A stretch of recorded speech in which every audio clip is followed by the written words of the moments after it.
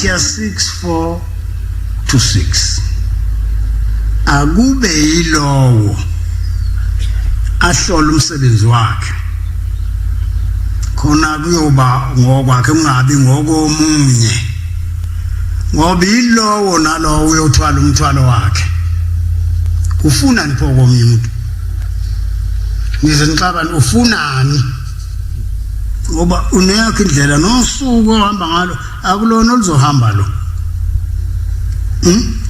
ufunani abase Efesians 6:11 hlomani izikhali zonke zikaThixo khona niyoba namandla umelana nobuqili bukaSathane hlomani izikhali zonke zikaThixo kungasalutho ukuze ube namandla okumelana nobuqili kwaSathane ngoba ukhona la uSathane udlala ibhola elikhulu kabi uyawina yakora nje njalo nje Petro qala esahluko sesihlanu verse 8-9 qondani nilinde ngoba uSathane uyahamba njengebhubhe eselibhodlayo elifuna elingase libadle mphikiseni niqine ngokukholwa aniqinile ngani ngokukholwa yini uwe kalula nje wena uwelani kalula uyiNazaretha Amen, amen, amen, amen,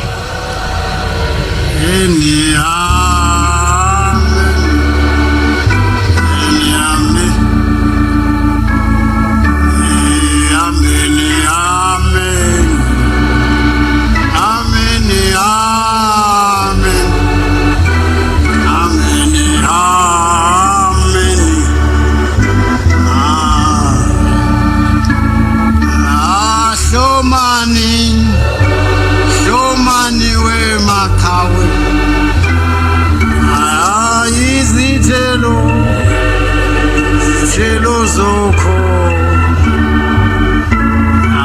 abegezelani noma kunjalo kungenwa kanzima amen amen amen amen amen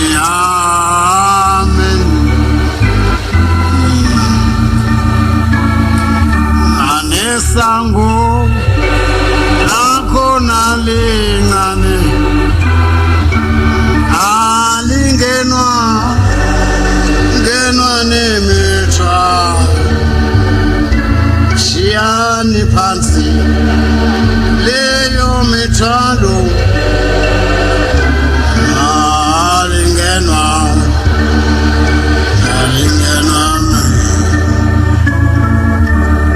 Efesians 5:11-12 ningahlanganyeli nabanye abantu ekwenzeni izenzo zobumnyama ezingenazithelo kungenana anozidalula ngoba kuyihlazo elikhulu ukukhuluma ngalezi zinto ezenziwa abantu ebumnyameni amazwi ahlakaniphileyo 6 uqala ku16 ugcina ku13 lezi zinto eziyisikhombisa ezisithupha uJehova uyazizonda yebo ke ezisikhombisa ziyisinengiso somphefumulo wakhe amehlo azidlayo nolimi lwamanga nezandla eziphalaza igazi elingenacala inhliziyo eqamba amacebo amabi izinyawo ezigijimela ebubini nofutha amanga engufakazi oqambayo loqhubela inkani phakathi kwabazalwane ndodana yami gcina umyalo kayihlo ungasideli isifundiso sikanyoko ubophe enhliziyweni yakho njalo uthekeleze entanyeni yakho nxa uhambayo kokuhola nxa ulalayo kokugcina nxa ukhulumayo kokukhuluma nawe ngokuba umyalo isibani nomthetho uyinkanyiso leziyalo zokululeka zindlela yokuphila. Ngiyabonga. Isaiah 29 verse 15. Wow. Kulabo abalinga ukuthukusa izenzo zabo zobubi ngakuThixo. Bethi sibonwa ubani saziwa ubani. uNkulunkulu ngisho ngasemgodini yokubona. Uma uzoqashisa izinto ezimbi la siyakudabukela ngomhla kuphela. Ngoba uyeza. Uyeza umhla kuphela. Uma phambi komuntu kube mnyama. Abase 5 verse 11 to 12. Ningahlanganyeli nabanye abantu ukwenza izenzo zobumnyama ezingenazithelo. La kuningi osekwenziwa manje. Okungekona abanye babhengiselwe enxanye la abanye. Kodwa uShembe zangasho ukuthi asenze nje. Azange futhi asizondane la. Hawu. Ithitsizwe sengikhathele ifika la. Kulo wanyaka. Kanti bifikile kumfundisi ukhanyile wathi ukhanye wathi ima kancane mfowethu umhlangano yeza ngoba ikhona kuloza abahamba nayo labantu basephakameni. Mase sifikile kuza nayo umfundisi ukhanye. Iyakhuluma lensizwe. Baba sengikhathele kubulala abantu kwathi hashe enhlizweni kumnyathi. Thini lo muntu manje? Ngithi babulalelana abantu. Uthi ngineke ngeyami baba sibaphuca imoto. Dubula. Phuca imali. Manje baba ngikhathele ilento angisafuni. Manje bathi angilinde wena. Bathi uyabona kuzokwenza nje ngesabatha uze esontweni. Uhlangana naye umfundisi ukhanye. Umtshela uzokuchazela ukuthi uzokwenza njani ngoba kufuneka ubhabhathiswe ngesonto. Ukhetha inkosi yasephakameni uye esontweni ungehlukani namaNazaretha. Ubayeke laba bangani bakho abakushonisa eceleni. Ngempela lensizwa yenza njengoba ngishilo. Wayeyalela umfundisi yahamba ngendlela. Yafika ngonyaka olandela isizobonga lensizwa. Iseyiganiwe isithi phoza umuzi yathola nomsebenzi onemali ayibonga inkosi enkulu yasephakameni.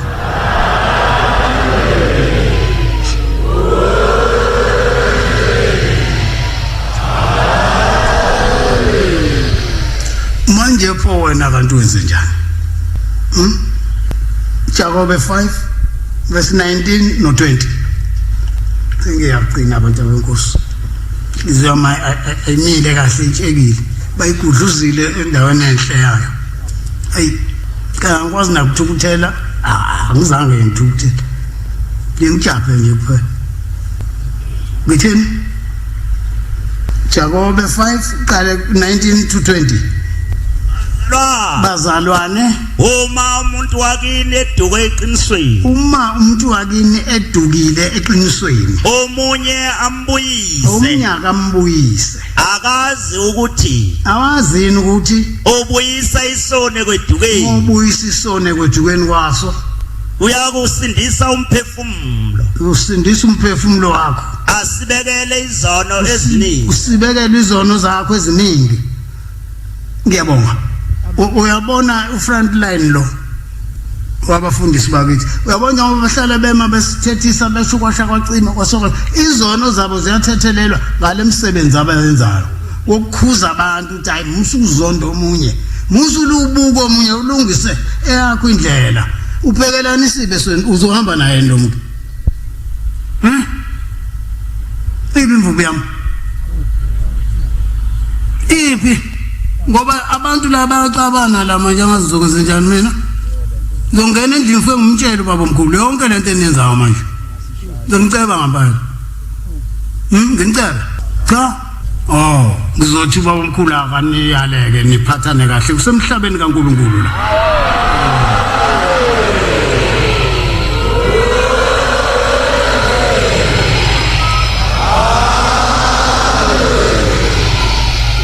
inkosi ayibusise senokuzwile